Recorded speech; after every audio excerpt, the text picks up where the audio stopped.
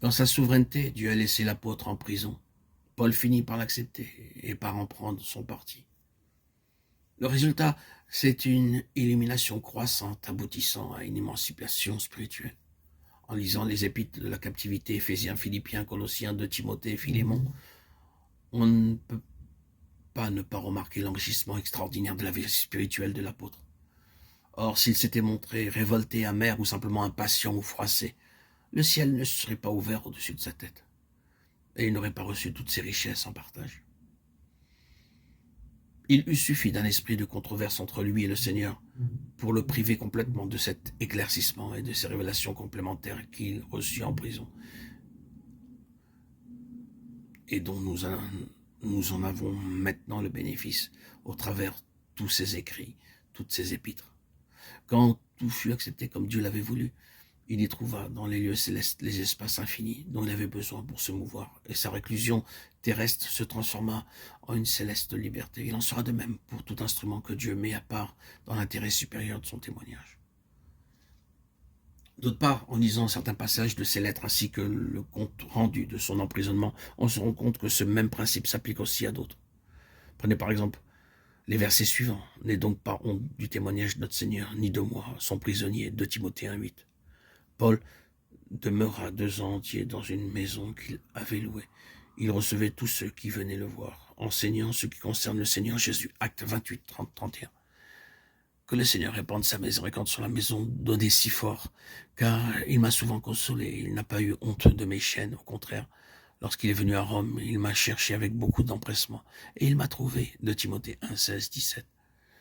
La position de Paul pouvait être diversement interprétée, mais il ressort clairement de ces passages que pour venir jusqu'à lui, il fallait y être poussé par quelque chose de plus fort qu'un simple élan de sympathie. Il fallait un discernement que Dieu seul pouvait donner.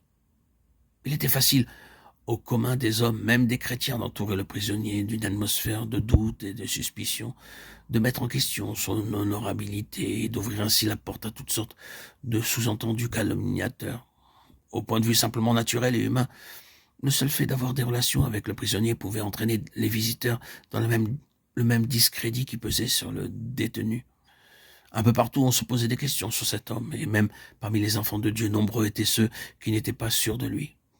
Pourtant, Dieu était en train de confier à cet instrument dans les chaînes une révélation de première importance. Et pour ceux qui avaient vraiment des besoins spirituels, pour ceux qui étaient prêts pratiquement à prendre position en faveur du témoignage dans son intégrité depuis l'identification avec Christ dans sa mort et sa résurrection jusqu'à l'union avec lui, dans son autorité souveraine sur les puissances de ténèbres, sans laisser de côté le ministère à exercer dans les siècles à venir. Pour cela, il n'y avait qu'une alternative possible. Ignorer toutes les considérations humaines, personnelles, diplomatiques, qui eussent pu les faire hésiter et s'en aller tout droit là où se trouvait l'instrument que Dieu avait choisi et sur lequel il avait mis ses propres chaînes. Dieu en effet a des vaisseaux de choix et les traite comme bon lui semble. Si l'on veut posséder ce qui est dans le vaisseau, il n'y a qu'une chose à faire. Il faut venir là où est le vaisseau, même s'il faut pour cela exposer sa réputation et compromettre son avenir.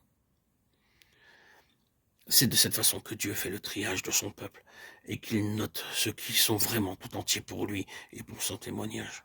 Quant aux autres, il se laisse influencer par d'autres considérations parce qu'en réalité leurs intérêts sont partagés.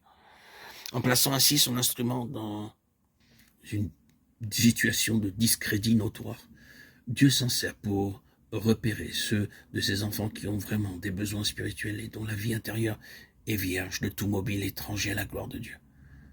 Ceux-là prendront la peine de chercher l'instrument là où il est, et ils trouveront près de lui de quoi répondre à leurs besoins.